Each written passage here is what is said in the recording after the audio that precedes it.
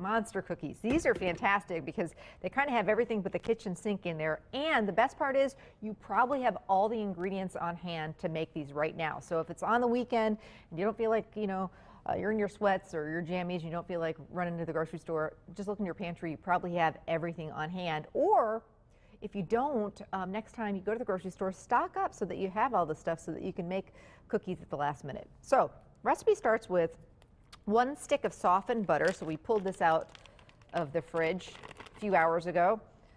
Or if you're thinking about making cookies the day ahead, you can just pull it out, the night before and leave it on your counter. Works really great. Really important to have that butter room temperature. It's very, very hard to, get it room temperature in the microwave. If you do have to do that in a pinch, you want to do it just for a second or two. You don't want to melt the butter.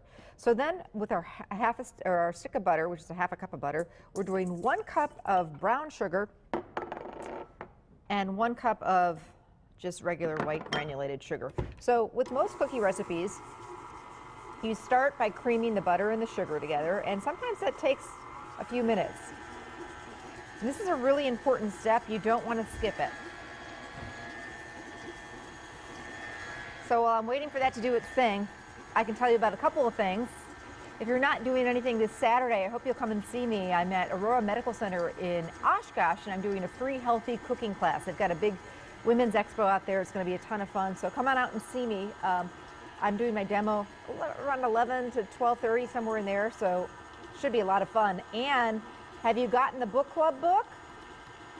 Book club is back. We're reading a really fun, actually it's a really inspirational book. It's a fun story. And it's called Girl in Translation. So go get the book and call and reserve your spot. We're headed to the Bottle Room in Swamico, a really neat wine bar, and they're going to provide snacks and appetizers, and then we can, get some iced tea, lemonade, glass of wine, whatever, and discuss the book. But reserve your spot. There's a limited space. They want to know exactly how many people are coming, how many hors d'oeuvres and munchies they need to make. So we're going to be there May 14th at 5:30. Your assignment right now is to go get the book or get it on your Nook or your Kindle and read it. And it's a pretty quick read. I think you'll really enjoy it. Okay, so our butter and our sugar is mixed together. Now we're going to add eggs. 3 eggs. And saying peanut butter. Okay, I'll get the peanut butter in there, don't worry. 3 eggs, and usually I like to do this as the mixer's going, one at a time, but this mixer is so loud that I want to make sure you can hear me. And then a cup of peanut butter. You could use, we're using smooth, but you could also use the chunky.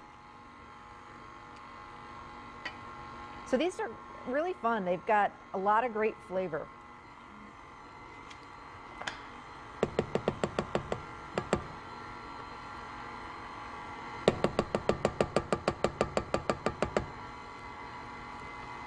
Like I say, it's kind of like one of those everything but the kitchen sink cookies. All right, so this is getting nice and smooth. Perfect. Now we're going to add baking soda. Just going to check here. It was 2 teaspoons. And 4.5 cups of oats. I like to use just the regular oats, not the quick cooking, but it doesn't really matter. Either one will work. So quite a bit. So no flour in this recipe. And it makes a really thick dough.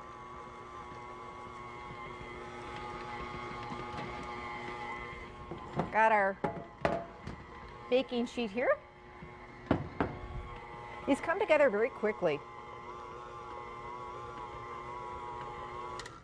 And at this point, you might want to kind of get in there by hand, just to scrape down the bowl. And now we're going to add 1.5 cups of chocolate chips and 1.5 cups of M&Ms. This is what makes it really fun. The kids will love these. If you don't have M&Ms on hand, you could just do 3 cups of chocolate chips, or just leave them out altogether.